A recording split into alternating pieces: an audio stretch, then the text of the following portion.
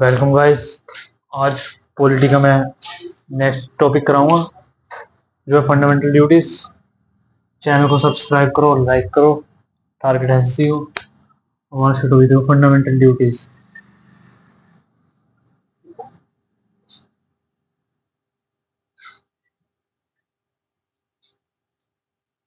Comment करके जरूर बताया करो कैसी क्लास लग रही है।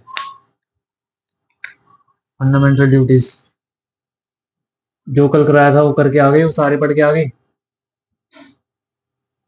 पूछ लूं? थोड़ा बहुत करके है ना। क्या बताऊं, ऐसे ऐसे वर्दी नहीं मिलेगी। वर्दी ऐसे नहीं मिलेगी। सच बता रहा हूँ, ये हंसो मत। वर, वर्दी पहनने का शौक है तो कलमों से मोहब्बत कर लो। ठीक है ना। सच बता रहा हूँ, हंसो मत। शायरी नहीं मार रहा। देखो अब तुम पार्ट वन में बताओ क्या है, जल्दी जल्दी रिवाइज करो। पार्ट वन में बताओ क्या है। India nets union. Part two में बताओ क्या है।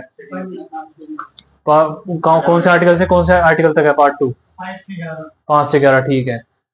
पार्ट थर्ड में क्या है और कहाँ से कहाँ तक है? 12 से 35। ठीक है। पार्ट फोर बताओ क्या है इसमें। मतलब वो डीपीएसपी फुल फॉर्म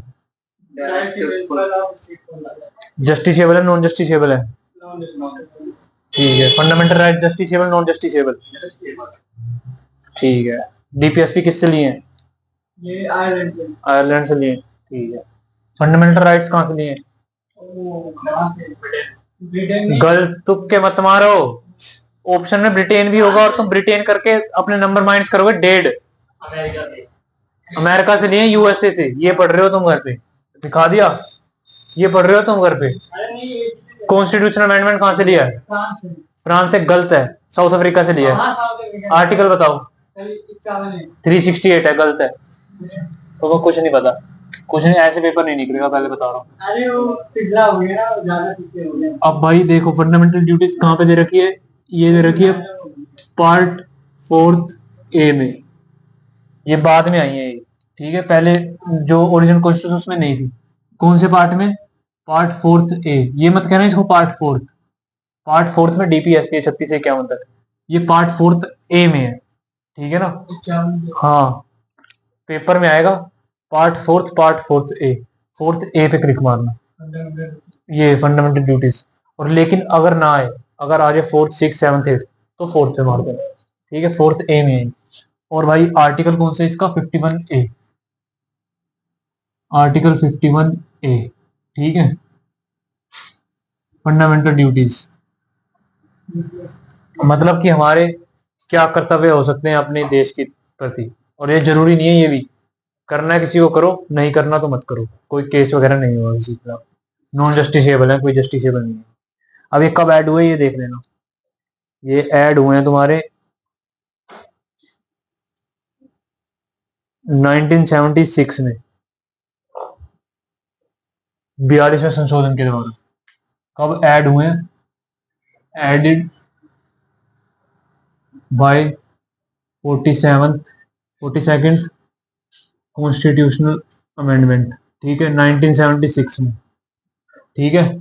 एनसीईआरटी किताब में पढ़ा करते थे। भारत के संविधान में 42वें संशोधन द्वारा समाजवाद, धर्मनिरपेक्षता और एक और वर्ड ऐड कर दिया गया है, तो वो यही था। ठीक है। अब ये किसकी सिफारिश पे ऐड करे गए थे ये देख लेना। कई बार कमेटी का नाम पूछ चुकी है एसएससी, तो याद रखना। सरदार नहीं, स्वर्ण सिंह की कमेटी। सरदार स्वर्ण सिंह कमेटी की सिफारिश पर।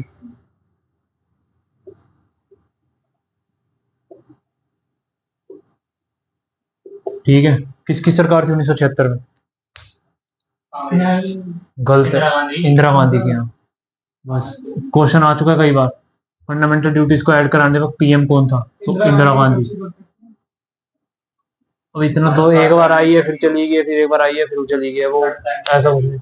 1984 तक थी लास्ट वो। 1967 से चुनाव लड़ा था उसने। 1967 से 1977। फिर 1977 में इमरजेंसी जब खुली थी तो हट गई थी। फिर 81 में दोबारा आ गई थी, 84 तक रही थी, फिर 84 में वो जो है से वो कर दी थी, गोली मार दी थी उसको, तो 84 में खत्म हो गई थी। ठीक है, ये हुए थे रिकमेंडेशन सरदार स्वर्ण सिंह कमेटी। ठीक है, आर्टिकल 91। अब भाई देखो, जब इसका आया था सरदार स्वर्ण सिंह तब थी 10, इसने क्या बोला, सिर्फ 10 ड्यूटीज ऐड करवाई इसने, 10 ड्यूटीज ऐड करा दी। ठीक है, जब ये 1976 में 10 ड्यूटीज ऐड कराई कॉन्स्टिट्यूशन में, लेकिन फिर 11वीं भी हुई, एक 11वीं ड्यूटीज और ऐड हुई, 11वीं फंडामेंटल ड्यूटीज, 11वीं ड्यूटी ये ऐड हुई है भाई 86th अमेंडमेंट से। 86th अमेंडमेंट का ईयर बताओ। गलत।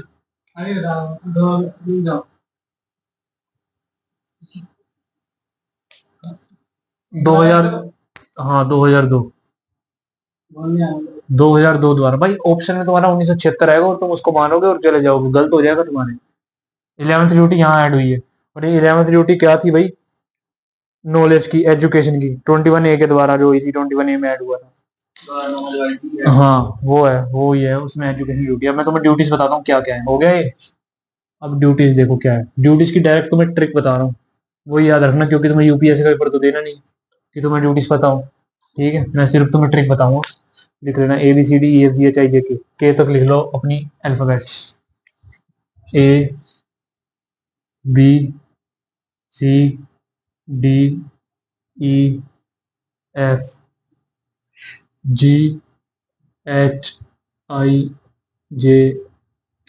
लिख ली? 11 है ना, बस ठीक है, 11 तक लिख लो।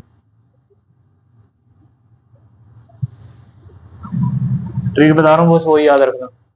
ए से भाई देखो एंथम, ए से क्या है, एंथम, फ्लैग। ठीक है, बी से भाई तुम्हारे आ जाएंगे बापूजी। बापूजी कौन है, महात्मा गांधी। और मैं बताऊंगा तुम्हें इसमें क्या क्या लिखा। सी से आ जाएंगे तुम्हारी क्या, कंसोलिडेशन, फिर डिफेंड, कंसोलिडेशन, पहले लिख लो फिर मतलब बताता हूँ, defend the country.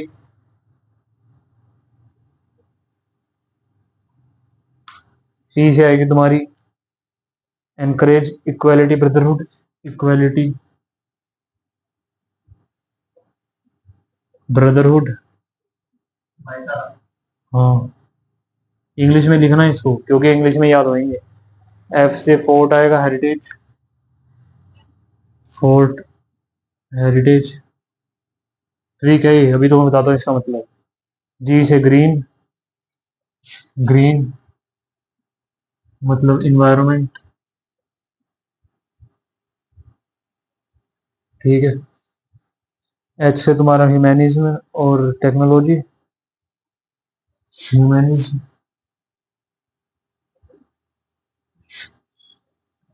Technology. Eye for eye, non violence.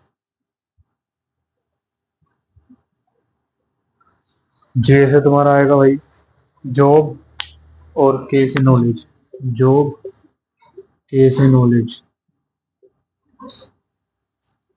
अब देखो क्या लिखा हुआ है, वैसे कभी पूछा नहीं एसएससी ने कि किसमें कौन सी फंडामेंटल ड्यूटीज लिखे, लेकिन हाँ ये पूछता है कि मान लो तुम्हें दे दिया ये इसका पार्ट है कि नहीं, ये पूछता है बस, ऐसे नहीं पूछता कि फंडामेंटल डी बता दो, ऐसा कुछ नहीं पूछता, ऑर्डर कभी नहीं पूछता। देखो अब इसमें क्या है, ए मतलब एंथम फ्लैग, रेस्पेक्ट करनी है तुम्हें नेशनल एंथम की और नेशनल फ्लैग की, अगर तुम नहीं करोगे तो कोई कुछ नहीं कर सकता। ऐसा नहीं है कि तुम्हारे पे जुल्म हो जाएगी, एंथम बजा है तो जरूरी है कि तुम्हें सलामी देनी है, वैसे है तो जरूरी, तुम्हारी ड्यूटी बनती है संविधान के प्रति, लेकिन अगर तुम नहीं दे रहे तो कोई ऐसा नहीं केस हो जाएगा, नहीं होता कुछ भी। ये मत सोचना कि इसमें रेस्पेक्ट है, रेस्पेक्ट ये नहीं कि तुम भाई झंडे को लेकर और पैरों में रोल रहे हो, वो गलत है तुम्हारा, वो केस भी हो सकता है। लेकिन ऐसा है कि झंडा है ऊपर तो उसकी रेस्पेक्ट करनी है तो करो, नहीं करनी तो उसको हार मत करो बस। लेकिन फंडामेंटल ड्यूटीज क्या बोलती है कि तुम्हारा कर्तव्य बनता है कि तुम उसकी रेस्पेक्ट करो। ठीक है, बापूजी नेक्स्ट है फ्रीडम फाइटर्स। बापूजी से मान लो एक फ्रीडम फाइटर, यहाँ पे बोला गया है कि फ्रीडम फाइटर्स की जो है अपनी रेस्पेक्ट करो हमेशा। एक की नहीं, सबकी, ये तो मैंने ट्रिक बता रखी है बस तुम्हें। हाँ, सबकी फ्रीडम फाइटर्स की रेस्पेक्ट करो हमेशा, और उन्होंने जो बलिदान दिया उनको भूलो मत कभी भी। ये हमारा कर्तव्य मतलब। सी से कंसोलिडेशन। कंसोलिडेशन का मतलब भाई जैसे मान लो यूनिटी, इंटेग्रिटी, सोवेरेनिटी, मतलब हमेशा भाईचारे में रहो, धर्म के आधार पर भेदभाव मत करो, ये वो सब मत करो, इंटीग्रेशन में रहो हमेशा। और सोवरेनिटी, सेकुलरिज्म रहो हमेशा, सेकुलरिज्म को फॉलो करो। डिफेंड द कंट्री, अगर कंट्री को जरूरत है आर्मी में जाना, जैसे मान लो कुछ जरूरत है, युद्ध छिड़ रखा है, तो ये तुम्हारा कर्तव्य बनता है कि तुम्हें आर्मी में जाना चाहिए अगर देश को जरूरत है तो। वो है इसमें, ठीक है। हाँ, डिफेंड द कंट्री मतलब कंट्री को जरूरत पड़े तो देश के लिए हमेशा खड़े रहो, तैयार रहो।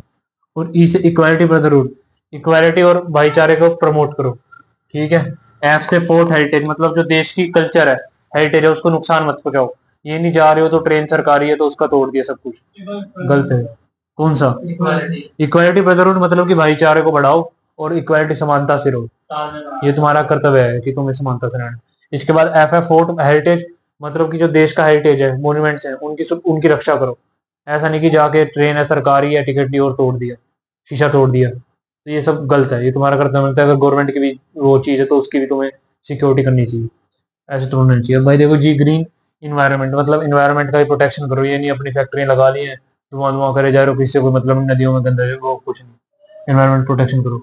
ऐसे ह्यूमैनिज्म और टेक्नोलॉजी, हमेशा आगे बढ़ते रहो। ह्यूमैनिज्म, इंसानियत रखो अंदर, और साइंस और टेक्नोलॉजी के क्षेत्र में आगे बढ़ते रहो।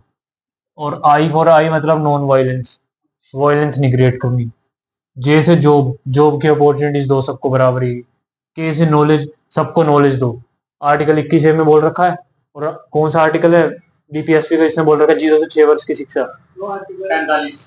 45, ठीक है, बिल्कुल। ये सब हो गया, इतने फंडामेंटल ड्यूटीज है, बात खत्म। तुमसे क्वेश्चन कैसे आएगा? बोलेगा कि नेशनल एंथम की रेस्पेक्ट करनी है, फंडामेंटल ड्यूटीज है एक ऑप्शन। दूसरा देगा कि फ्रीडम फाइटर रिस्पेक्ट करनी है, ऑप्शन है, तुम कहोगे है, ठीक है। तीसरा ऑप्शन देगा कि जो रोड रोड वगैरह है ये तुम तोड़ रहे हो तो ये फंडामेंटल ड्यूटीज का उल्लंघन है, तुम कहोगे हाँ ये भी है। चौथा कुछ ऐसा बोल देगा जो फंडामेंटल ड्यूटीज का उल्लंघन ना हो। जैसे मान लो चौथा बोलेगा कि अगर किसी ने नेशनल नेशनल एंथम में खड़ा नहीं हुआ तो उसको जेल कर देंगे, तुम कहोगे ये तो गलत है भाई, ऐसा नहीं होगा। तो तीन तुम्हारे सही होंगे। मतलब इसमें से पूछेगा कैसे कि कौन कौन सी है कौन कौन सी नहीं है। ये नहीं पूछेगा कि सी बता दो क्या है, ऐसा कुछ देने वाले दिए थे ना 10 दी थी इन्होंने। 11वीं जो है 86 अमेंडमेंट से ऐड हुई है। 11वीं किसी ने दी नहीं है, अमेंडमेंट से ऐड हुई है बस। हाँ हाँ हाँ। और ये लीक किससे गई है भाई? यूएसएसआर है, रशिया। हाँ तो मैंने बताया भी थी, रशिया से, ठीक है ना। बस तुम्हारा फंडामेंटल ड्यूटी इतना ही है। अभी बस इतने रखो, जितना करा रिवाइज करो उसको, ठीक है। तो थैंक यू गाइस, जैसा भी लगाओ बताओ कमेंट करके। और आज के लिए इतना ही। सब लाइक और सब्सक्राइब जरूर करो चैनल को।